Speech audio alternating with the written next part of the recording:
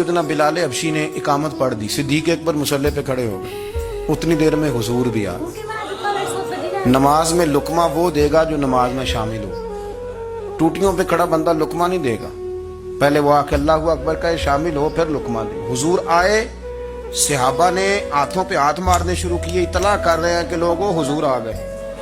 सरकार अगली साहब के करीब पहुंचे तो जनाब सिद्दीक अकबर नमाज पढ़ा रहे थे। नमाज, लोग तो बगैर नमाज के अदब करने पर इतराज करते हैं। मैं बुखारी शरीफ की हदीस पेश कर रहा हूँ, नमाज पढ़ा रहे थे, उन्हें पता चल गया ना हुजूर आए हैं, तो एक कदम नमाज से पीछे हटा लिया।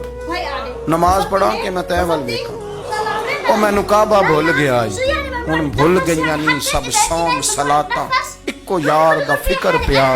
हजरत सिद्दीक अकबर ने एक कदम पीछे हटाया तो हुजूर ने फरमाया अबू बकर पढ़ाओ नमाज। फिर दूसरा कदम पीछे हटाया तो फरमाया पढ़ाओ नमाज। तीसरा कदम पीछे हटाया। हमने आज तक यही सुना है कि हुक्म हो जाए तो हुक्म मानना, अदब, लेकिन जनाब सिद्दीक अकबर 3 दफा हुक्म आया पर पीछे हट गए। हुजूर मुसल्ले पे गए, नमाज पढ़ाई।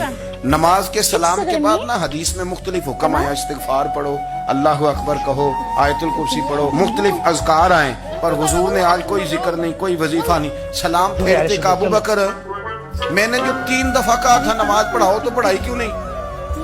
एक दफा नहीं, कभी कभी हम भी नाराज नहीं हो जाते, तेन 100 बार ही आखे का 3 दफा जो कहा था नमाज पढ़ाओ तो फिर पढ़ाई। तो हजरत सिद्दीक अकबर रो पड़े, हाथ दोनों बांध दिए, घुटने जमीन पे रख दिए। क्या जुमला है, क्या तरतीब है। अर्ज करने लगे या रसूल अल्लाह, अबू कहाफा के बेटे की इतनी भी जरूरत नहीं कि मदीने वाले रसूल को नमाज पढ़ाए, मैं इतना भी जरूरतमंद नहीं हो गया हुजूर, मैं कैसे आपके आगे खड़ा रहता। यानी ऐन नमाज की हालत में, ऐन हालत नमाज में भी अदब। एक माँ ने एक बेटी को अपने पिताजी की दुकान से 100 रुपए लाने को भेजा। एक माँ ने अपनी बिटिया को पिताजी की शॉप से, जो उनकी टेलर की शॉप थी, 100 रुपए लाने को भेजा। अब वो बिटिया अपने पिताजी की शॉप में 100 रुपए लेने के लिए आई और गेट में खड़ी हो गई, और पापा दूर थे, और पापा को बोला मम्मी 100 रुपए मांग रही है, मम्मी 100 रुपए मांग रही है, दे दो। बाप क्या बोलता है वहां से, भाग जा वरना मारूंगा। तो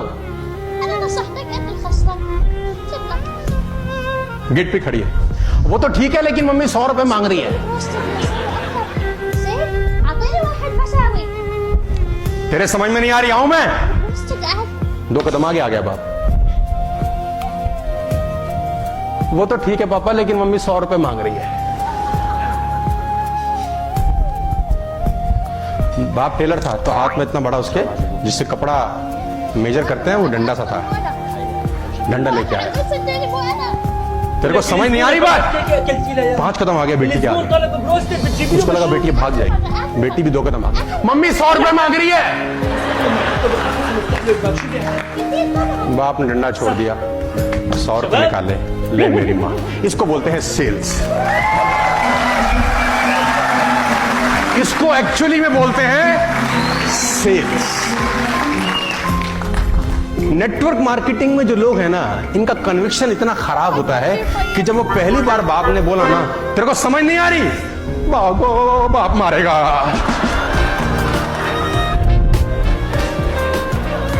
बोलो हाँ या ना। अच्छा अब तुम ये सोच रहे हो साला इसको कैसे पता है, हम भी भागे हैं वहीं से निकल के यहां आए, लेकिन हम चाहते हैं कि तुम ना भागो।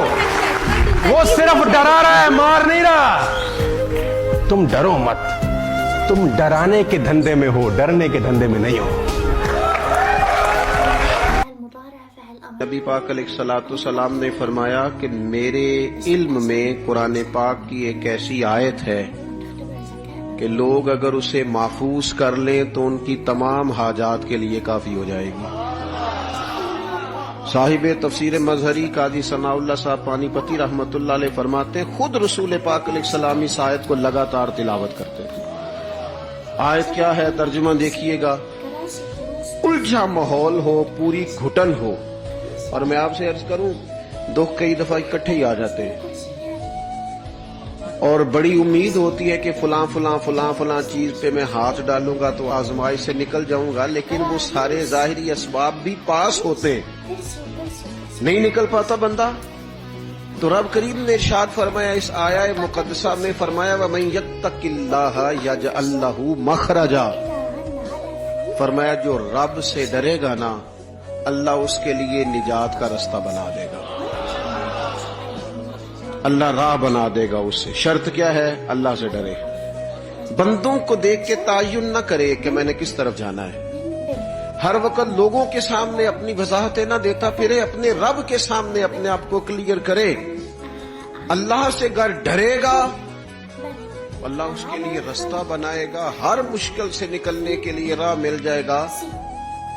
اور بعض لوگوں کا گمان تھا کہ شاید یہ روحانی مسائل ہی کی بات ہوگی، شاید یہ اخروی معاملات کی بات ہوگی، یہ بھی ہے، لیکن تمہارے لیے رستہ بھی بنائے گا اور رزق تمہیں وہاں سے دے گا کہ تم نے کبھی گمان بھی نہیں کیا ہوگا، تم نے سوچا بھی نہیں ہوگا، اللہ تمہیں وہاں سے رزق دے گا۔ فرمایا وَمَن يَتَوَکَّلْ عَلَى اللَّهِ فَهُوَ حَسْبُهُ، اور جو اللہ پہ بھروسہ کرے گا نا اللہ پھر اس کے لیے کافی ہو جائے گا، اور اسے جگہ جگہ نہیں جانا پڑے گا، رب اس کے لیے کافی ہو جائے گا اگر اللہ پہ بھروسہ کرے۔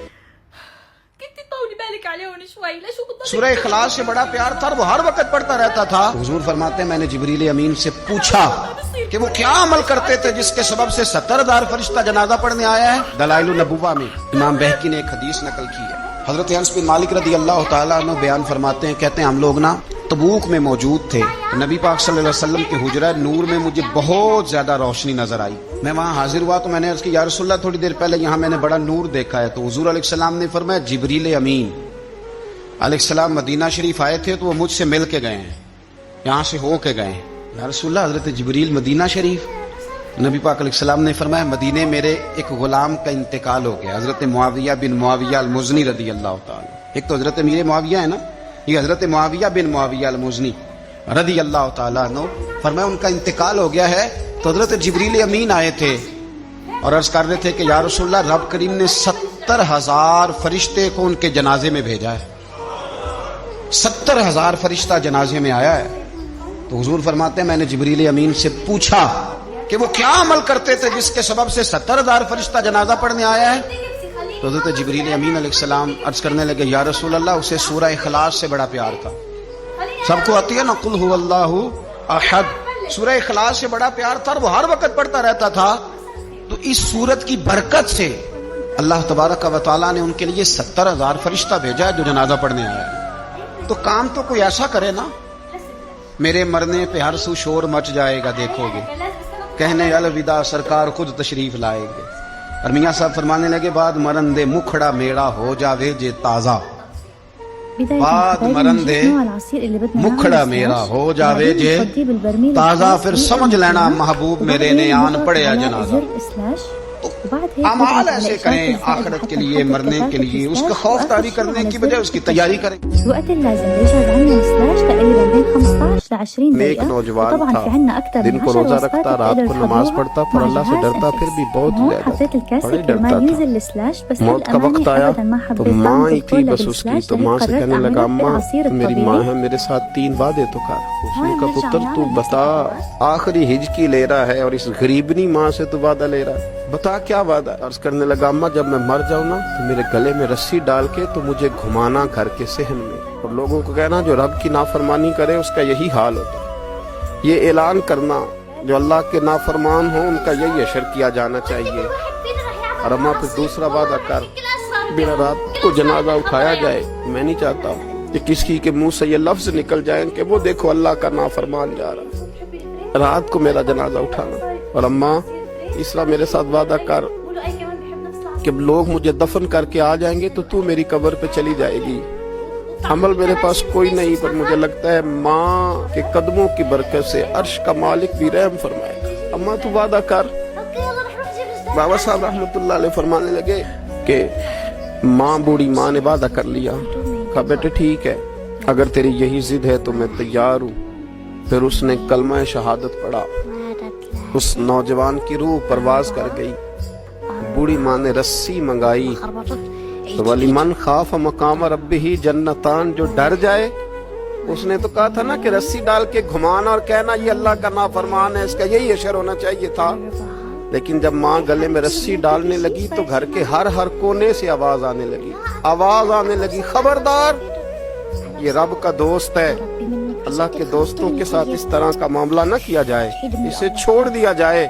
और कहा तुम्हें कुछ भी और करने की जरूरत नहीं है, ये तो रब का दोस्त है और रब की बारगाह में हाजिर हो गया। وهي 4 وهي 5 20-22 साल पहले की बात है कि एक किताब में पढ़ रही थी और मैंने, क्योंकि मैं बुक्स बहुत ज्यादा पढ़ती हूँ,